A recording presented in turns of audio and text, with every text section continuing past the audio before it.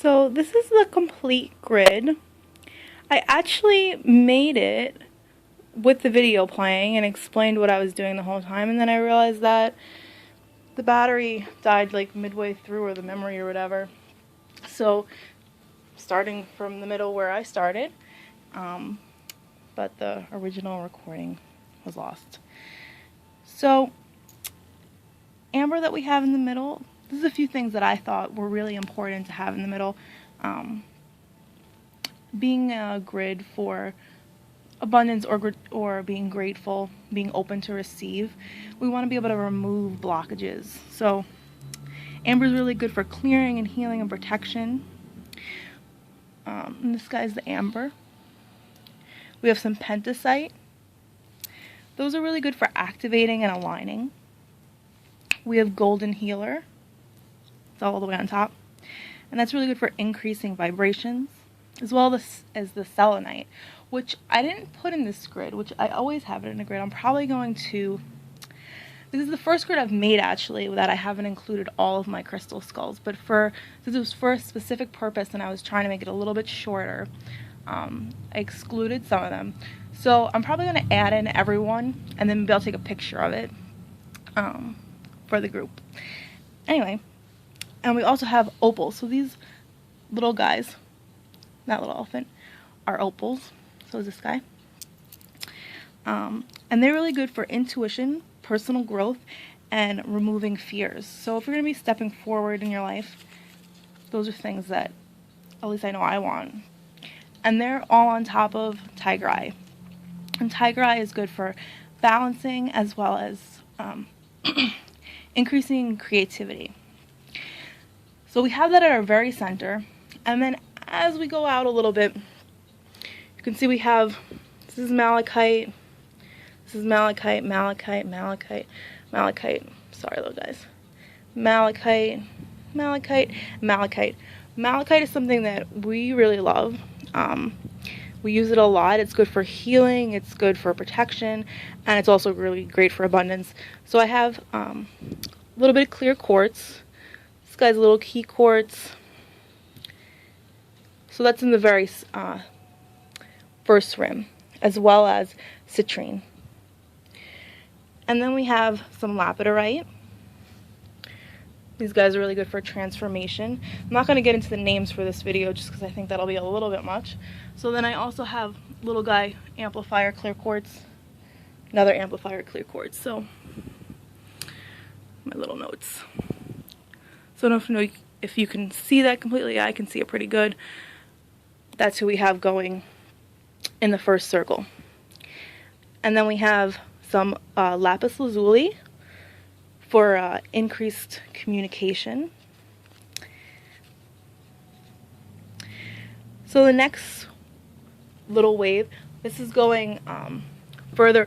I call it up, I guess, just because I always consider what's closest to my door being the foot, and then the head being closest to my bedroom.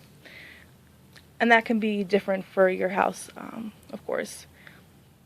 So on this agate slice, I have a few different things. I'm going to go over them as I have them listed, so if I miss something, I might come back to it.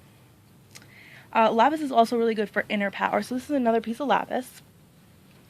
And then we have canvasite. Those are the little blue guys. Those are really good for self-reflection and inspiration. And then we have some amethyst. So Cosmic Giggle is amethyst. Hippolyta is dream amethyst. And we have the big amethyst in the back. Sorry for the mess we just got in the shot for a second. We just moved. One little note, that guy is malachite. This guy's jade. And then I always like to have obsidian or tourmaline near the very front or very back for such a long grid like this. So over here, those black ones are tourmaline. We have another piece of amethyst, little piece there. So sometimes I like having things scattered. It just helps bring the energy from different parts of the grid to other parts of the grid. And then apostropholite is also really good for intuition. That's that guy. And then angel ore is really good for communication and angel energy. So I like working with angel energy a lot. So I have several crystals that work with that. Next we're going to go down a little bit now to the bismuth, which is for change. And we have some quetzalcoatlus, and that's going to give you additional support. And then I have my little Durabrite crystal that I love. It's good for universal love, communication, and also angel energy. While I'm here, I'm just going to talk briefly about the bottom of this grid. So a lot of parts of this grid you actually could use for different things in and of themselves, and just use that part of the grid. Obviously you have different stones and different things that you work with, so every grid's going to be different. I like working from the center, thinking what's the most important thing, what's the supporting factors, working from there, or sometimes I just do it based on aesthetics and then I look at it and see what feeling I get. And if you notice, I get a little, sometimes I don't know if you can hear it, but my heart beats really fast when I'm near the grid so close for a long time. It's a lot of energy, a lot of heat. I get very hot when I make these really big grids, so if you hear fluctuations in my voice, that's why. So here I have two of my favorite wands. This one's clear quartz.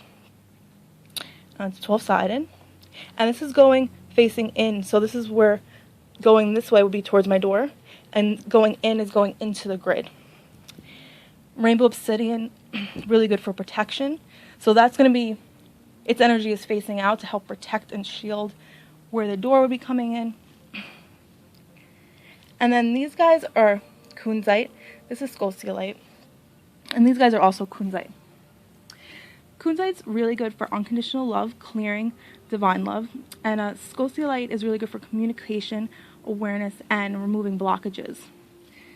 So that's why I have them near the end of the grid. I think unconditional love is a really good base.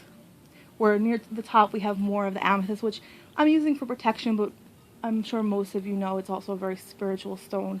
It helps you connect with your intuition more. So I just want to have both of those energies at the top and the bottom for this particular grid. And then we have tiger iron. So this little girl is tiger iron. I have another tiger iron, but I didn't put her in the grid. Magic him. And then I also have this little tiger eye owl. Also, like I said, creativity and balance. Same as that middle stone. Okay, and then we have green kyanite. Really good for personal growth. This guy's actually a fire opal. That's really good for ancient wisdom. And then Shiva lingams. I know I had those. So these little brown oblong stones, really good for insight. And then these guys are hematite. And then I think I also have hematite, yeah, right here. Those are hematite.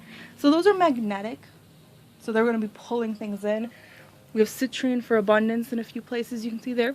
In the middle, that's green aventurine, also very good for abundance. And then we have clear quartz to amplify those and bring them in.